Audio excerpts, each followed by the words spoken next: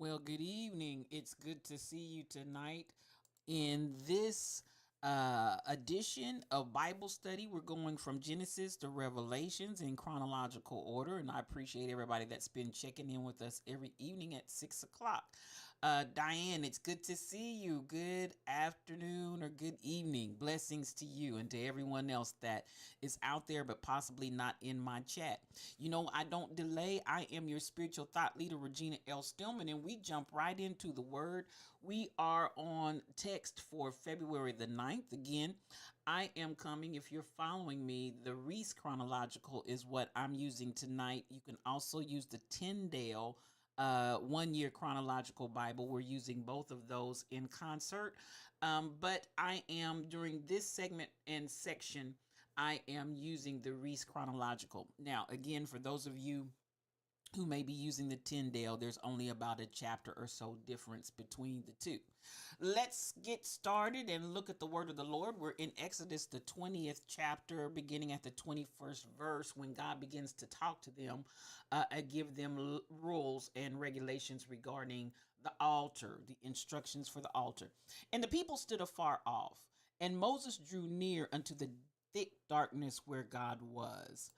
And the Lord said unto Moses, Thus thou shalt say unto the children of Israel, You have seen that I have talked with you from heaven. Ye shall not make with me gods of silver, neither shall you make unto you gods of gold. An altar of earth thou shalt make unto me, and shalt sacrifice thereon thy burnt offerings, and thy peace offerings, thy sheep, and thine oxen. In all places where I record my name, I will come unto thee, and I will bless thee. And if thou wilt make me an altar of stone, thou shalt not build it of hewn stone, for if thou lift up thy tool upon it, thou hast polluted it. Neither shalt thou go up by steps unto mine altar, that thy nakedness be not discovered thereon. Now, what we see the Lord giving them here in instruction, again, in this initial altar that he's having them built, he wants it completely all natural. He wants it when he says, I don't want hewn stone, meaning I don't want you to take the stone and chip it out and shape it. And I want just a natural stone. And as we see what he's requesting here, everything that he wants out of the dirt, he wants the natural. We don't want any gold. We don't want any silver on it. Now, what we're going to see when we begin to move into the temple and move into other areas. Matter of fact, he said, I don't even want any steps going to it, because steps are going to show your nakedness. I just want you to build an altar out of just very, very natural processes. And this I'll emphasize. You know, we find later on, and we find this completely different from our churches today.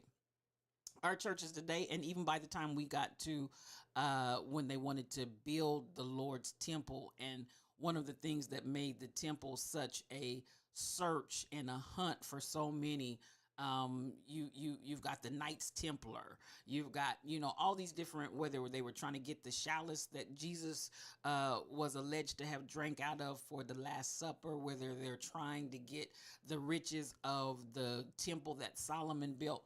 All of these things were driven by the wealth that the temple was said to hold. So we see here how there was a change, a tremendous change from where this initial that Moses was instructed to build. Now, mind you, they're still wandering in the wilderness. So they had a tabernacle which was movable, it was transportable. So God is telling them and giving them the instructions of how he wants that set up. But at the end of the day, I love how initially, and you see how things mutate and you see how things change. You see from Genesis 1, even when we talk about a matriarchal society that now has morphed over to a patriarchal society. When we start having the patriarchs, Abraham, Isaac, and Jacob, we see how things have already started to mutate in scripture. We see where it begins, we see where it ends. I think there's a lot of significance to the natural, where nobody has shapen it, nobody has touched it but the hand of God. And I think there's a lot to be said for going back to that concept. If you come into our churches today, it's almost, one major production and show. You're not going to find anything there that is completely raw and natural. If anything, we have now taken it to the extent where everything has to be completely ornate. Everything has to be made out of the finest, this, that, and the other. And we spend sometimes more on what we have, as far as chairs and pews and the different things that we find in the church, while the people in our neighborhood sit starving. And that part, I don't have a problem with having a beautiful church. I don't have a problem with any of that. But I think the idea and the concept that God is really driving here, I don't want all of these ornate things to be the emphasis that people are fixated on. Don't bring me the gold. Don't bring me the silver. Just give me some dirt. Just give me a raw, unhewn stone. Just make it very, very basic and make it very simple. Don't elevate it. That's the whole idea, again, with those steps. We're not going to have steps that you have to climb up to it, lest I see your nakedness. And we see once more and again that point of how all of this begins to shift. And unfortunately, I think a lot of times our emphasis, I'm going to say even for myself, it's interesting to see. I came from a background where the preachers, the missionaries, as we call the ladies in ministry, they were to be adorned in very basic attire, very basic clothing, just very simplistic types of things. And how I'm going to say, even in the last decade, we are more, maybe 10, 20 years ago, we suddenly got fixated with the garb. The people of God come in completely. I mean, some of these robes are like thousands of dollars. Some of the things that, we can't have just a basic cross. It's going to be a $3,000 cross with a $2,000 bishop's ring. And, and while I do not begrudge the church all of these different things, while we spend so much money and put so much emphasis and put so much of our energy in those areas, while the people out there are really in need. And again, I'm not going to take that away, but I just want us to think about, how are we balanced in that area? What's our balance in that? And what does it really represent? What does it really, at the end of the day, do I, and I'm just talking for me, do I think that Jesus would have been running around in all of the various garbs that we pull out today? I don't think so. I don't see anything in scripture that gives me that kind of energy that that's what Jesus was about. But at the end of the day, this is where we are now. So, and people talk about the robe that he wore. He wore the purple robe of wealth and, whatever. I still, in regards to that, have a strong resistance that what we're doing today would be what Jesus would have been doing in his day. Nonetheless, we're here. But when we look at where God gave the instruction at the very beginning, everything was very basic. Everything was very natural. When we get in, we're not there yet. But when we get into the rules and regulations later on, we're going to see their clothing could not be intermingled and intermixed. It had to be linen. It had to be pure. It had to be all one. It could not be mixed together. I mean, there were a lot of symbolic things that God told them in the beginning that over time we're going to see that morph completely. Now we go on, and if we'll look at an altar of earth thou shalt make unto me. And I went back there, that you can sacrifice your burnt offerings and thy peace offerings, thy sheep and thine oxen. Now, I said this the other day, and it was in the New Testament where the Bible said, the blood of bulls and goats, it wasn't gonna get us there anyway. And then even the way that it was done, because when you came on the Day of Atonement, you had to have the remembrance of your sins. It's like, why did God establish and put some of this in place, if in fact it was not going to be effective for overall salvation. This was accounted to them in this day. This was the covenant that they had with the Lord, and it was accounted unto them until Jesus came, for sacrifice. It was accounted, rather, for atonement. And so what we see is the representation of it, and we see a mirroring and a foreshadowing. So at the end of the day, I want us to understand that, again, these are symbolic, if you will, things that God put in motion, but it was never going to be that the blood of bulls, of goats, and of sheep, and of oxen, it was never going to be sufficient to save us from our sins. It was never going to be sufficient for us to come into full relationship with God. It never, Tasty, never. So that part, again, I'm going to say, so many things that we see being established in the Old Testament and the Old Covenant, Miss Catnips, you feel it? It's not going to be what was going to bring us to a place of salvation, but again, just a shadow, a foreshadowing, and almost like a preview of a coming attraction. You go to the movies and you see all the previews and whatnot, but that's not exactly what the movie, may not even be any way related to the movie. They're just showing you different elements of what can be there. Come on, Flirt. But it could never, ever, ever get us to a place of salvation. And so ultimately, when we see these symbols, when we see, even on yesterday, you remember we touched on a peculiar treasure. I loved salvation is hard to achieve. I see you, Tacey. If that ongoing cleansing, we talked yesterday about sanctification, and we talked about being cleansed. He told them to go and wash their clothes and cleanse themselves to prepare to be able to have communion and fellowship with the Lord. So we talked about sanctification on yesterday. We approached it from that side of understanding that if we recognize that you have to cleanse and sanctify regularly, just like you wash your clothes, just like you wash your dishes, just like you wash your body.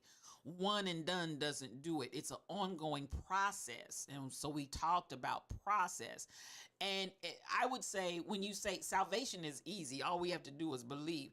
But I feel what you're saying, Tasty, addresses that idea that we're constantly doing the things necessary to maintain, not to maintain salvation, but to maintain ourselves in that place where our minds, our hearts, our spirits, everything about us is pure, and we're coming and we're cleansing, and we are presenting ourselves, we're presenting our bodies as a living sacrifice, holy and acceptable unto God, which is our reasonable service.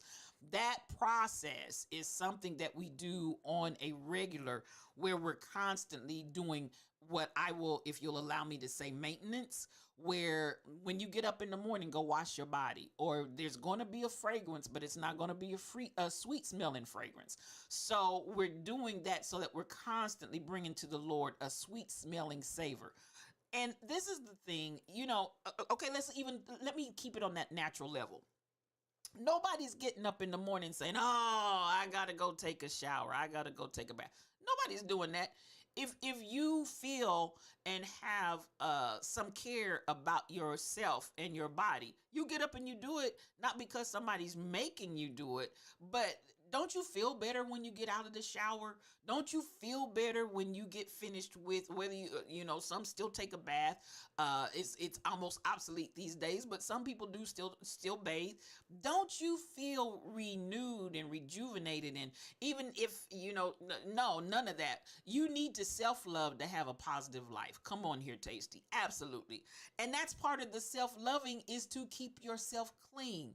And I want to say that from the spiritual standpoint. So when we say is it hard to go in and take your shower? Is it hard to go in and take your bath? No, that's a part of your daily regimen.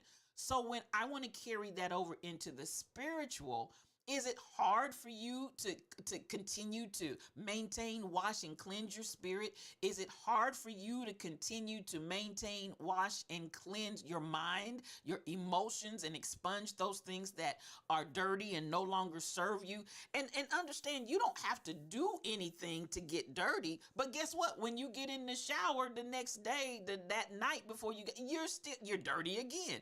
Why? Because just operating and acting on a daily basis, you're going to collect dirt. Your body's going to release cells and tissue that need to be washed off. I mean, either way you go, it's expected, Diana. It's expected. So this is where, Diane, I look at people and I say, it's really not hard.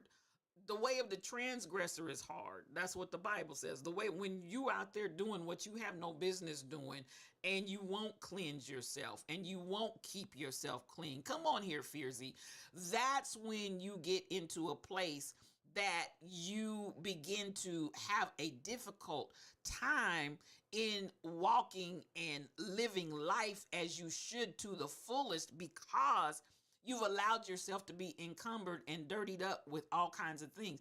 And, I use that analogy, and I'm going to keep using that analogy when I talk about sanctification and the cleansing process. You're cleaning yourself. Like I said, you don't want the smell to become a matter of your fragrance because you have not cleaned, you have not bathed, you have not washed. It's something that's repulsive and repugnant. Same as I said on yesterday, we're talking about being vessels that can be used of God. And so we're talking about vessels that can be used of God. And just like we have eating utensils, you don't want to come behind and eat off a dirty plate. You don't want to come behind and eat off a dirty fork, a dirty spoon, a dirty knife. You don't want to drink out of a glass that somebody's already drank out of. You want to have something that's clean and prepared and ready for you. And then after you use it, it needs to be washed again. You understand what I'm saying? Not that the process of salvation he hasn't cleansed you from your sins, but you still, come on here, stay lifted. Come on, Madcap Finner, all of you that have come in, you have to have that sanctification process that is ongoing. It's ongoing. I can be in a good state of mind today and then go for a whole week, and then on that 8th day something bombard me that hits me in a way that my energy is off, my mind is off. We talk about corrupted psychology. That's what I believe we experienced and saw in when Adam and Eve sinned. At the end of the day, it's like where God had always been coming and talking with them in the garden. And even after they sinned, I love to make this point. Even after they sinned, God still came to speak in fellowship with them in the garden. So at the end of the day, what we see is the ability for us to see how their mindset changed. They had been talking to God every single day that they had been in existence. They had been talking and sharing with God the whole time. I got you, stay lifted. They had been doing that the whole time.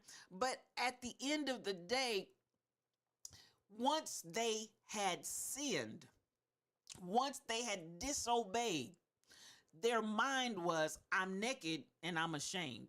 Now, you've been naked the whole time, but now I'm ashamed because my eyes are open. But what my eyes were really open to is the matter of I have chosen and opted to disobey God.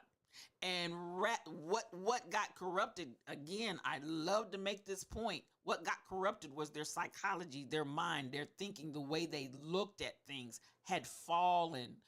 That's what failed, because God never, ever, ever stopped coming. He came right in the garden like he always did. So again, this idea that it's difficult for me to continue to cleanse myself when things happen, and they will, because into each life, y'all know the saying, into each life some rain must fall. But at the end of the day, it rains on the just as well as the unjust. And this idea that because I walk with God and have relationship with the Lord, that I am not going to have some hard days. I'm not going to have some challenges. I'm not going to have some struggles. That is not true. And that is a doctrine of gospel that we have started preaching, that everything is good, good, good.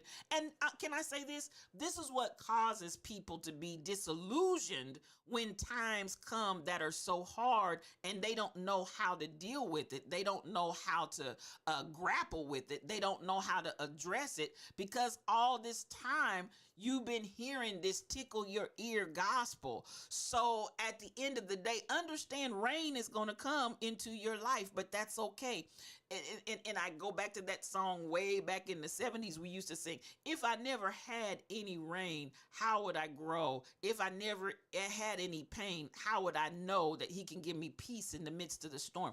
All of this is a part of life. Like I said, you can be up, you can be down, all of the four seasons, all of that. You can have storms, tornadoes, whirlwinds, whatever the case may be. But at the end of the day, I'm talking about in your life, you can have all of that going on in your world. However, I want you to understand, this is where I'm talking once more and again about the process of sanctification, and here where God begins to give them the how he wants them to present the altar. Now, for those of you that may have come in just a little bit later on, we addressed the fact, what did God say initially? Build it out of earth. I don't want everything that we're dealing with. And again, see how the progression from the way God gave it initially to the way it is it morphed itself during the Bible, and then today we're in a whole nother arena. He said, I want everything natural. When you make it, I want it absolutely natural. Do not bring me anything that is unnatural. So I just wanted to touch back on that. We talked on that yesterday, and I wanted to go back and touch on it again, because I for the point of, I don't think that salvation is hard. I think the hard part that we really start dealing with is, again, in that process of sanctification. How do I keep myself cleansed? How do I keep my mind, my spirit, my emotions, my heart? How do I keep that clean? And sometimes that is a little bit, especially when folks have, if you've been offended by someone, if you've been hurt by someone, if you've had a trauma, if you understand what I'm saying, those things can cause you to maybe have to work a little bit harder to keep your heart and your mind pure, but it can be done. But the way of salvation, all you got to do is believe and accept it, and it's done. Dalen, you said it started from a minimalist perspective, and currently it's in a grandiose. Oh my God, Dalen, when you say grandiose, and I don't know if you were here when I said that earlier, but here he's like, listen, I don't even want hewn stone. Hewn stone is unacceptable, because that means you've put your handiwork on it. That means and I don't want any handiwork here, but 100% all natural, my handiwork. I don't want anything. I just want dirt. I don't want silver. I don't want gold. And you're absolutely right. That minimalist perspective of nothing but all God. And I feel like we really need to go back to that, because baby, we've taken the grandiose so grandiose that it's like, where you almost can't, where's God? Where's God at? Because we have taken that grandiose measure and step to a whole nother level, that at the end of the day, it's like, I'm still trying to see God. I'm trying to see God, and so it has morphed. It has morphed completely. But going on, so I wanted to get that and definitely address. I don't think, and again, this is not a negative, but this is my opinion. Again, the way of a transgressor is hard, but I don't think that salvation is hard. I think when we start talking about the process of maintaining sanctification, which is the cleansing, but again, come on now. Y'all don't get up in the morning. I'm going to say this one last time for some that may have come in a little bit later. And so, yes, I am repeating myself for those that were here, but I'm just going to touch on it. You don't get up in the morning and go to bed at night mad because you had to take a shower, because you had to take a bath. That's a part of process of living. And if you care about yourselves and you have self-care and you had good self-esteem, you want your body to be clean. You understand what you want your surroundings to be clean. You cleanliness is something that can bring you a whole different level of peace and satisfaction and comfort and joy. And that comes with feeling and being and providing comfort for yourselves. So I want you to once again take that same concept of cleansing and having everything prepared. I want you to take that same concept from the natural in cleansing whatever you fill in the blanks with into your spiritual. It should not be a tedious thing that you don't want to do. Now, let's even, just since I said something you don't want to do, because some of us know, house cleaning can be a chore if that's your challenge. I know some people that they are just absolutely positively 100% immaculate all the time. Others may have that little struggle with getting motivated to get up and do and even to the point of I have a good dear friend, built a beautiful house, but for a long time she and her spouse lived in a very small house. It was her grandparents' house. Come on, Dr. Nady, I see you. But she lived in a very, very small house. And she said one day her sister came by and she said to her, why don't you give your house the same attention that you think that you would give it if you got this big house? Because she kept saying, I'm sick of this house. I want a bigger house and da da da da. And the sister pointed out basically, but you're not taking care of the house that you got. And so she said when she thought about it and after the course of the conversation and everything that her sister told her was absolutely correct and she felt completely provoked, she said she took one day, she said, listen, it took me a whole day to really get my baseboards clean. She said, because I hadn't bit more given any attention to my baseboards. Everything else is looking good. Everything. And sometimes we can do that. It may, how we do. It may have a few inches of dust on it, but as long as it looks like it's in place, oh, that'll get by. She said her sister was like, no, you make sure don't have a house that looks like it's clean. Have a clean house. Did I say something right there? Don't have a house that looks like it's clean. Have a clean house.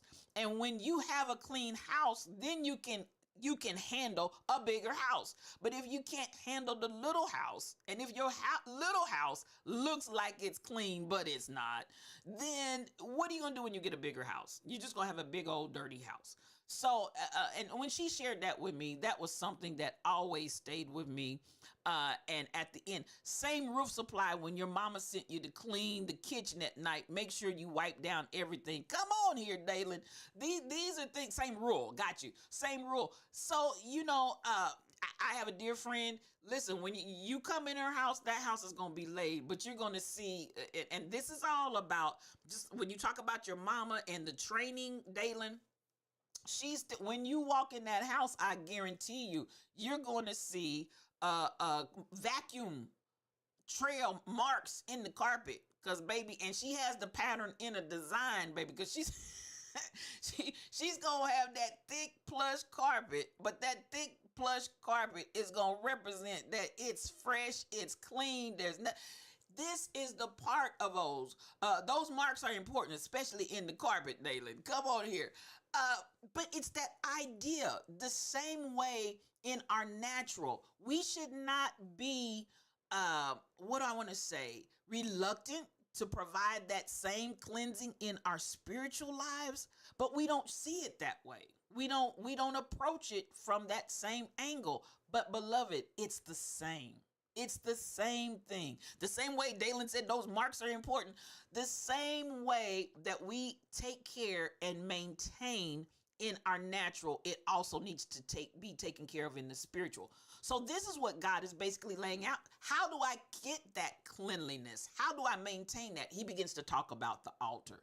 It's at the altar where we begin to have that transformation and that cleansing. And when I say altar, I'm not necessarily, he gave them directions of a totally natural. I'm going to keep saying that because there was nothing ornate. He did not allow any kind of silver, any kind of gold, any kind of handiwork of man's hands. God did not allow that at all. He said, as a matter of fact, I don't want that. Don't even make steps where you can climb up to and have to. And again, the platform now, if I can't get on the platform, I don't even want to be there. You know, the energy that we have in these days and times. If I can't sit on the platform, if I can't be on the primary chief seats and all of this, and God is like, listen, I'm not in that. I'm not, that's not what I'm about. So he is giving us this now through the altar and saying, this is the place and this is how when I come to God, and you are ready to sanctify yourselves, the altar of your heart is what I'm speaking to now. The altar of your heart is what I'm speaking to. All natural. And don't you put your hands on it. Give it to God. You understand what I'm saying? Don't come and try to dress it up. Don't try to cut the stone. Oh my goodness. And I got a stony heart because this is happening and that happened. And before I could recover from that, this happened. And my heart, which was once tender, my heart, which was once made of flesh, has now become a heart of stone. And I'm telling you, even in this context, the Lord is like, don't you touch it. Don't you try to hew it out. I don't want hewn stone, because if you start chipping away, if you start cutting at it, you gonna cut something, and 9 times out of 10, I'm gonna tell you what I've seen. People who cut that tender heartstring, and all of a sudden they become very cold. They become very hardened. They become very detached. They come, all of these different things that after we get finished trying to fix our heart and deal with it, trying to cut here and I'm going to cut this and I'm going to cut that and I'm going to cut this person, I'm going to cut the other. So at the end of the day, by the time we get finished doing all of that, we've totally jacked ourselves up. The Lord said, no, I just want you to leave all the handiwork to me. Don't you put your hands on nothing. And this is what I'm saying to us today. Dr. Dady, they want to be on that DS. They want, listen, folks think they got to get on that platform. If I'm not on the platform, and that's not just in your sorority, baby, and it's even worse in the church. It's even worse in the church. So, it's like something about this whole platform that God said from the very beginning, don't do it. Because you know what he said? Let me go ahead and find it for somebody that's going to think I'm making this up. He said, listen, the reason why I don't want you to do it because I don't want to see your nakedness. I don't want to see your nakedness. So and people expose their nakedness when they get these kind of attitudes, because you can look at them and tell, I'm mad because I didn't get that seat. I'm mad because I didn't get, and you just get all kinds of insanity and craziness from people that are they're more bent on getting the chief seats than they are, whatever the occasion is about, or just having a good heart. Just having a good heart, loving people and being about what they would rather have that than anything. I want to see. Okay, I was trying to find the one where he said, "Don't make any stairs, because I don't want to see your nakedness." Is this hewn stone? Okay, here we go. Neither shalt thou go up by steps. Positional power mindset. That's exactly what it is. Thank you, Dalen. It's a positional power mindset. Exodus 20:26. We're not having levels. We're not having I'm up here and you're down there. That's not what we're doing. Because the minute you start putting the steps in and somebody's at an elevation, that's the word, honey, elevation. Everybody wants an elevation. The minute we start having all these elevations, what did he say? I don't want to see your nakedness. He said, your nakedness be not discovered thereon. And if you really want to see what's in a person's heart, start having positional power, as Dr. Dady said. When you get that positional power mindset where all it's about is the power and being exalted above this person and this thing and that thing, you talk about nakedness being discovered. You see who people really are. You see what their energy is really about once you start getting into that area. So this is exactly what God begins to say. And I'm going to say, even like Dalen, I'm going to go back. I want you to check yourselves, because what God initially gave them was completely minimalist. and in their own way. Now we can say, but the Lord told them to build. The Lord had them build what they wanted. Hello, because God was fine, and we'll get to it later on in scripture. God was fine in a tabernacle, but they wanted a temple. It was like God was fine with judges, but they wanted kings. You understand what I'm saying? God gave them continually over to what they wanted. But if you really, I always tell people, if you really want to see how something especially in the heart of God was, go back to the very beginning. In the very beginning, we didn't have an issue between male and female. We didn't have a hierarchy and a power struggle. We didn't have a power structure. We had male and female created he them, and they co-reigned together. If you go back to the beginning, even and I'm gonna just jump back in Exodus 20. What we see him telling them to provide in their worship, in the things that they used for worship, keep it very plain and simple. And as a matter of fact, only the things that I've created. Don't bring me anything that your hands created. Only the things that I've created, just like I created it. That's what I want you to worship from. And so from that, beloved, I want us to take this thought away. I'm not, where am I at on my time? Okay, I'm a little bit over. So I want us to take that thought away, and let's deal with it. Then he goes on to laws. Now, I'm gonna say this. I'm gonna throw a rock and probably move on. I don't know if I'll say hide my hand. But even as I begin to look at, when we get to Exodus 21, and that's on today's scripture as well, we had masters and servants, injuries to person, and rights of property and possession. Now, I hope you all read that on today. This is where various laws that God begins to give the people. This is where I'm going to say, for me, I don't believe God ever intended to have chattel slavery. I don't think God ever intended for women to be chattel. I don't think God ever, hello, you can say, but the Bible said this, that, and the other. At the end of the day, what did I say earlier? Many, many times what we see is God giving into the energy that the people are already operating from. Hello. So we see an allowance. I don't believe that there was ever any intention. Jesus Christ the same yesterday, today, and forever. We don't see Eve in a chattel slavery situation with Adam. You just don't. As a matter of fact, I'm going to go back to what I said when we were on that chapter at the very beginning. What we had was a matriarchal society where God said to them, for this cause shall a man leave his father and mother. It didn't say a woman. Go back and read it. And I made this emphasis, this point of emphasis several weeks ago when we had this conversation. And as we've turned this into a patriarchal society, we flipped that thing all the way on its ear. But the original civilization that God put in motion was a matriarchal society. A man leaves his father and his mother and cleave to his wife, and those two shall be one flesh. We've completely turned that thing all the way around. So again, because we've seen this gross flip-flop from the very beginning to where we are in the present, and now we've taken it on to a whole nother realm additionally as well. So, it's amazing how we can get something really, really twisted and turned, and God will give us over into things that we wanted to begin with, and he'll allow us to have it. And this is what I said before, and I'll say it again.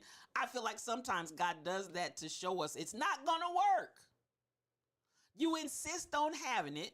You insist on having it this way, but it's not going to work. That's why I feel like God allows and allowed many, many things because they were already in a trend and a mindset.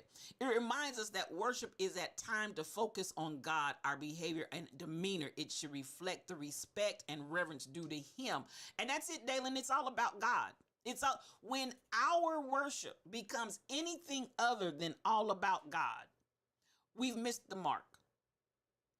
When our worship becomes anything other, when our energies, when our behaviors, when our thoughts and attitudes, when come on, when you start talking about respect and reverence that's due him, that's why I said on yesterday or whatever day it was, uh when we start talking about preparing a habitation for the Lord to dwell in, and we're not just talking about temples and buildings, we are the temple.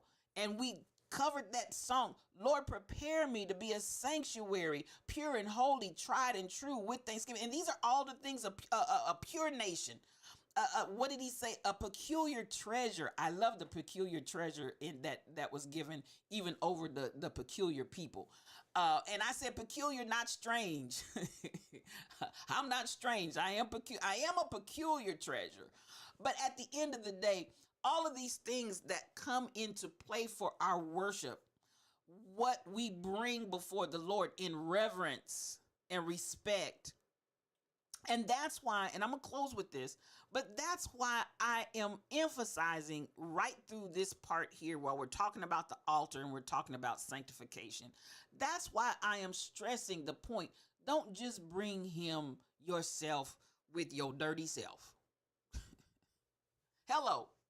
Don't just bring him you with your raggedy you. Don't just bring him you with something thrown together and half done, half baked. You understand what I'm saying? Just listen. When we talk about respect and reverence, when we talk about how you wouldn't go out on a date just thrown together. You wouldn't go out and okay, I don't even have to make it a date. You wouldn't go out with your friends just thrown together. If you feel and care something about yourself, you may not go all decked out, but you're going to do certain things when you go out with your friends and loved ones to put a little oomph, a little something in it. Why? Because you're going out and you want to be and represent at the level of your comrades. You're not going to go out smelling like Who Shot John, like you haven't bathed in 10 days and your hair's all over your head and your nails are dirty and your clothes are dirty. No, that's not the way you're going out. Mismatched, even if your clothes are clean. I mean, come on, y'all.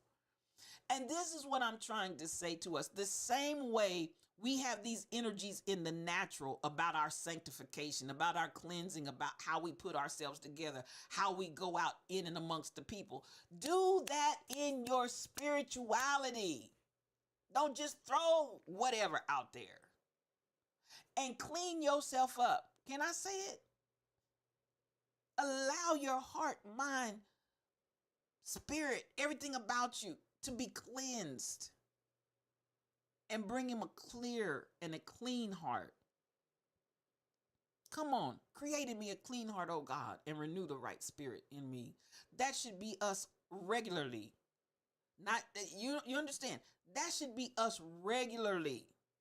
Create in me a clean heart. And then listen, let the Lord try your heart. Let the Lord prove your heart. Sometimes the situations that you're going through is because the Lord is proving your heart and allowing you to see what's really in there. There's a scripture that says the heart is deceitful and desperately wicked. Who can know it? Sometimes we think, hey, I got it all together and I'm good. And then just the right situation that God has made, especially for you, comes along and allows you to see what's really in there. Because I'm going to tell you, beloved, there's some things that I never would have thought were inside of me. But guess what? It was in there. And all it took was the right situation and the right people to push those buttons and open the door and let that monster out. And I saw what was in there. Am I talking to anybody? So as we are, and I promise you, I always tell people, if you want to know the truth, the Lord will reveal the truth to you. And let's start with the truth about ourselves. I'm not trying to find out the truth on the gossip that I heard about somebody on this, that, and the other. No, the truth that I want to know, because you will know the truth and the truth will make you free. The truth that I want to know about is, how am I? Where do I stand? How is my heart? Come on. You're going to mess around and find out in a moment. Come on here, Dalen.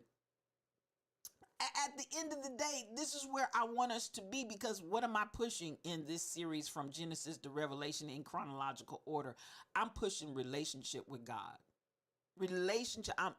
Let's drop all this other stuff. I don't care whether I sit on the Diaz or not.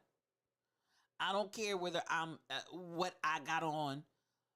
I don't care about, and I'm telling you, I'm almost to the point. I know we have our clerical, liturgical, but I'm almost sick of that. I'm not even gonna lie. I'm just, when I see them trotting in the door, because half of those people won't go out and minister to anybody, but they got on thy rod and thy staff coming down the center aisle. It just makes me sick.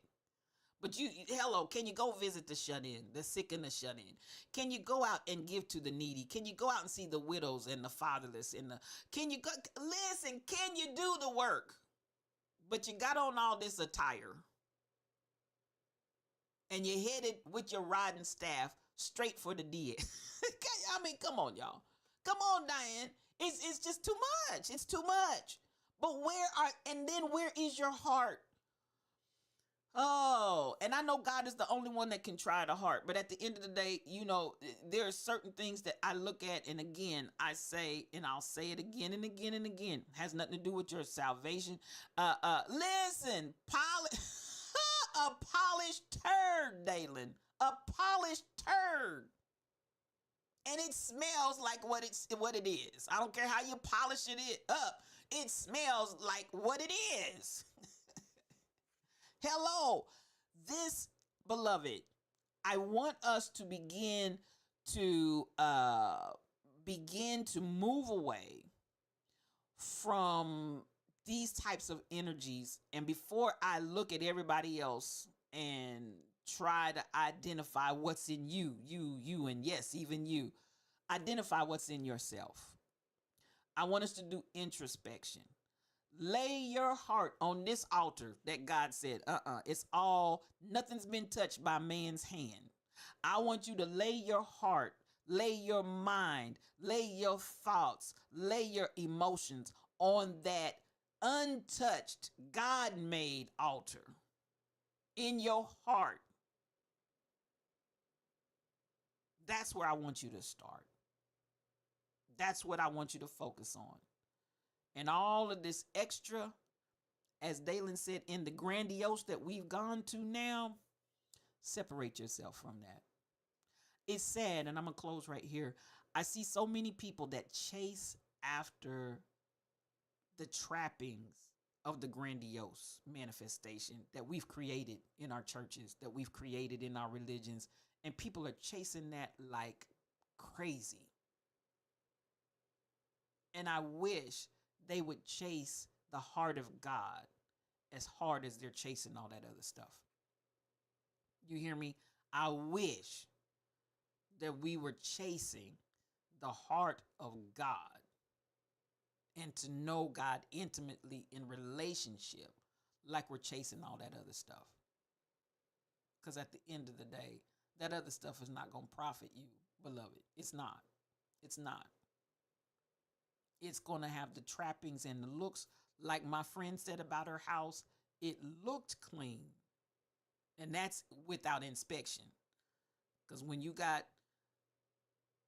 dust 5 inches thick and your baseboards are all dirty and the cracks and crevices are different colors than hello, you know what I'm saying. When the furniture's never been moved, hello, and the curtains haven't been cleaned and washed, hello, it looks clean, but it's a dirty house. Or you get up in the morning, miss the water, miss the soap, and just put on some nice fresh clothes, you still dirty. I don't care how clean your clothes look, you are still dirty. Am I talking to anybody? Having a form of godliness. Come on, Dalen. Sometimes you have to stop tidying it up and actually clean up.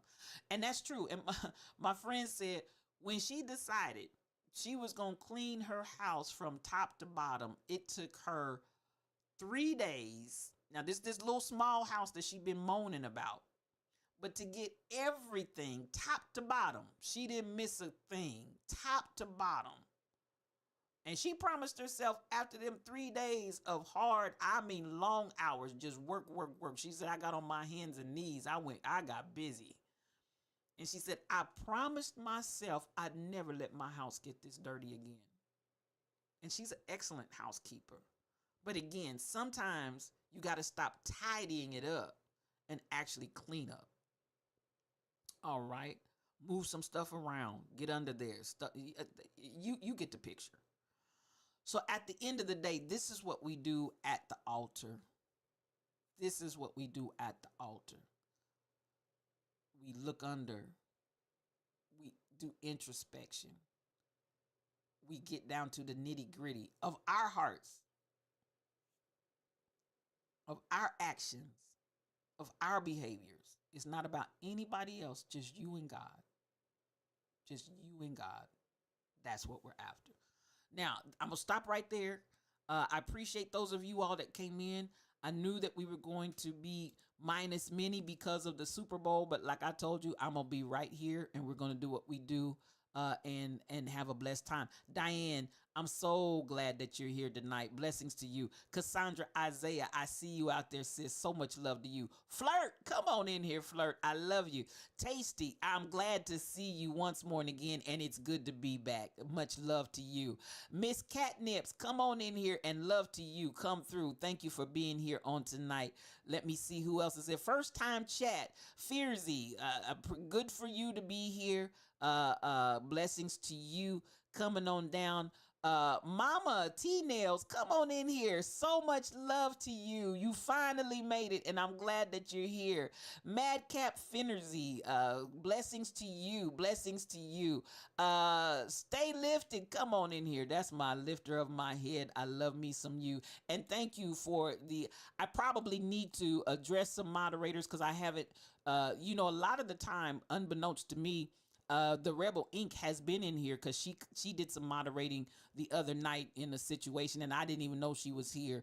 But I know she has. Sometimes we have conflicting schedules, and so I'm going to say this.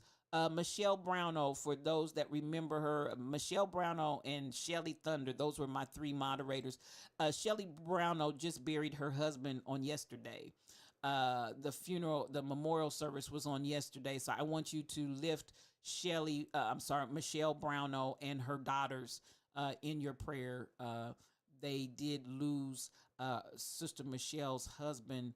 I believe it was last week. I think it happened while I was still on the ship, but the service was on yesterday. So please keep her in your prayers. If you want to reach out and give her some love, I'm sure she would appreciate it. Dr. Dady Priest is in here, and it's always a blessing to have you in here, Dr. Dady. J Trey 707, that's my girl. I love me some you. It's good to see you in the house on tonight.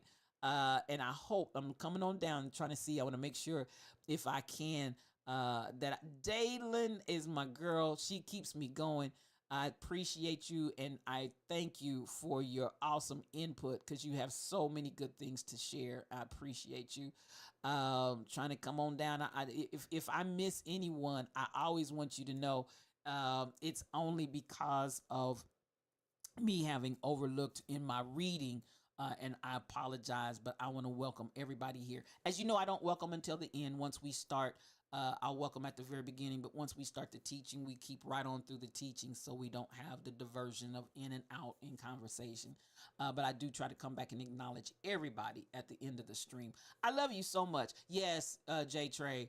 And please keep, those are my babies. Michelle Brownell, even here in Kansas City, she is such a blessing to me. Listen, it's a blessing to have you here, Diane. It's a blessing to have you here. But yes, to Michelle Brown, that baby, I love her. Pray for her, her daughters, and her mother has been of poor ill health for several months now. So she's had her hands full. And that's why, again, I said I had not necessarily engaged my moderators. I was just coming in here and doing what I can and what I do. Um, I don't necessarily, to your point, stay lifted. I don't have the moderating skills. I've been kind of out of the loop with that for some time. So I'll have to go back and get some pointers on that. But thank you for your being conscientious about the stream. I do appreciate that, and thank you for watching. I do, I do, I do. I understand and I appreciate that. But listen, I just oh no, no, no, no. You didn't interrupt. I was checking it out. I was checking it out. We know how to mod ourselves. Well, you know what, Dr. Data, that's what I'm saying. I haven't done it in so long. I don't remember I actually don't, because I definitely should have acted in a particular situation. And it's been good because, like I said, many times if Rebel is available, or if the Rebel Ink is available, she does come in and mod. And she caught something for me the other day, and I didn't even know she was here. But we will, Dr. Dady. I'm gonna get back on it. I have to get back in it, and get those skills back down, because we do want to take care of the stream, and I appreciate you. And listen, uh, I appreciate anytime. Stay lifted. Don't ever hesitate to come in and say, hey, because you may see something sometimes when I'm talking that I don't actually see. So at the end of the day, if you see something and I've missed it, please let me know. The spirit in the atmosphere takes care of it. Come on. When we keep on talking about what we, yes, please continue to do that. When we continue to talk about what we talking about, I think they hurry up and get out of here, don't they, Dalen? But nonetheless, I love y'all. I absolutely do. All right, I'm gonna let you go. I appreciate you for coming in, even on Super Bowl Sunday. Y'all came in here and made your way. I love you so much. I want to make sure I haven't missed anybody, if I can. So much blessings and love. So much love to you. Please go in peace. I will see you tomorrow night at 6. Yes, because my family is tired of me hiding in the bathroom. Come on, Dalen. Oh my goodness, that's funny. That is funny. One thing I love about it, everybody that comes in here, we are family. I do. I love you for that. You guys come in with such love and such good energy, and just the exchange one with the other in the love and I love you all. I absolutely do. And I appreciate you for coming in. My mother invited them over for the game. I didn't. I hear you, Nayland. I hear you. That's all right. Oh, that's all right. Your mother's being sociable. If I'm not here, one of y'all message me and I'll be here in the gym. Okay, Rebel. I didn't know you were here just now. That's what I'm saying, y'all. She's often lurking and working in my behalf. And I just want to say, the Rebel Ink, I love that baby. I love that baby. She is mine forever. She is my ace boon coon, and I mean to tell you, she holds me down in every way, and I appreciate her. So y'all heard her. If she's not in there, y'all message her, and she'll be in here in a jiffy. That's the way the Rebel rolls. And I listen. I cannot overstate how much I appreciate and will. I'm telling you, and will. I know you will. I appreciate her because that's the way she is. She may not be all up in your face and this and that and the other thing, but she's there.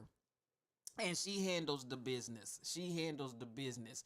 So, and Stay Lifted was checking that chat. So I love her. To Stay Lifted, you just can't help but love.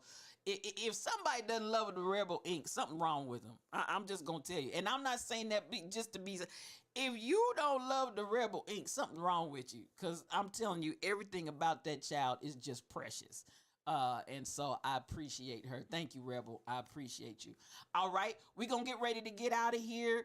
And we will see you tomorrow night at 6 o'clock. Check that altar. Check that altar, you all.